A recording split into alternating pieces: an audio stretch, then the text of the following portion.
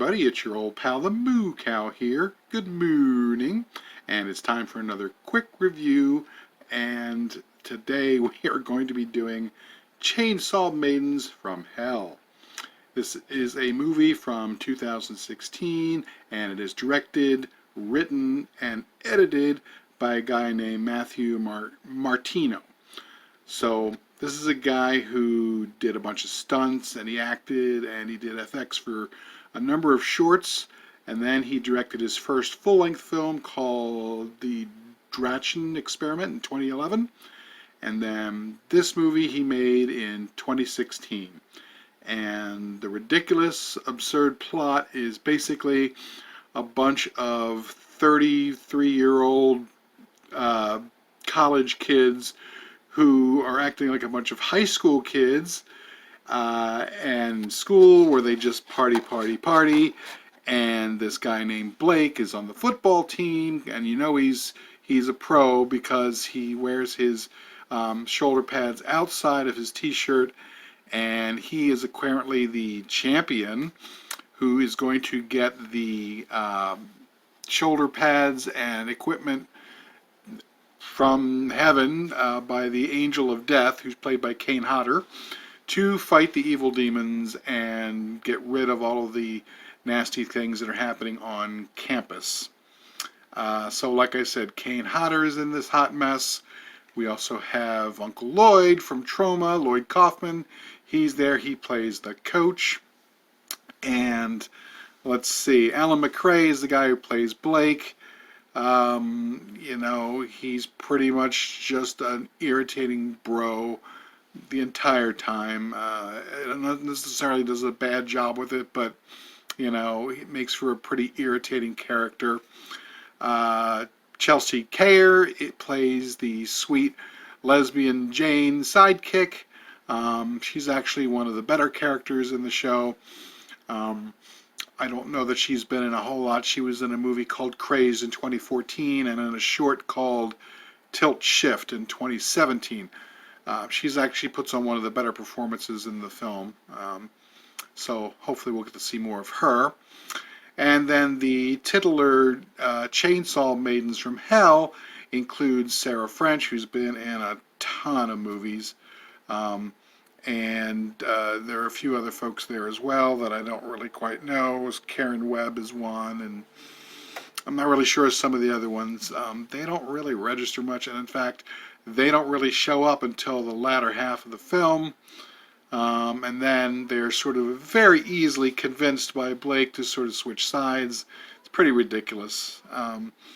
This is a cheap, shitty green screen movie, okay? So most of the action takes place behind a green screen because there is no actual campus other than the one the one classroom where the idiot chemistry professor / alchemist is in there. That aside, anytime they go outside, it's green screen. It's so obvious. And you know, the chainsaws they have are actual real chainsaws, but they're clearly not running. Somebody has dubbed in the sound, and then somebody else put fake flames on it to make it look like flaming chainsaws. Ooh. Yeah, it's ridiculous, lowest common denominator kind of humor.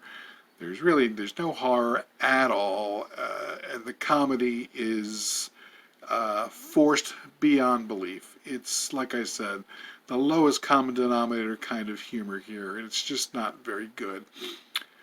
Some of the individual performances are okay, but the production values just sink it. There's a punk-esque kind of song that comes on constantly, and it'll come on and drown some of the dialogue. Not that the dialogue really is any great shakes and really matters, but it's just irritating when you can't even hear parts of the dialogue because they just dub it over with the music. And it's just, you know, the story is just one ridiculous cliche after another, and you know, it's really tough to be interested and invested in a film like this, even if you're just looking to, turn your brain to duh and just sit back and veg out. There's better and smarter and more fun movies like that you could go out and check out. So This movie, in my opinion, is kind of a waste of a time. If I had to 1 to 10 on the stinkometer, I would probably give it an 8, 8.5. But it's not even as fun as a lot of the 8.5s we give on Indie Film Cafe. It's kind of predictable and dumb and boring, and it's just not really worth it. So anyway, I guess that's about my quick review. Other than, like I said, Kane Hodder's in there. He plays the Angel of Death, although really his character you could really call the Angel of Exposition, because his purpose is to just tell everybody the ridiculous nonsense that's going on. And then, of course, Lloyd Kaufman plays the coach, who's supposed to be there to sort of help motivate Blake into being all that he can be. So really, he's just sort of Mr. Motivation, and he just sort of ridiculously spouts out nonsense because that's funny.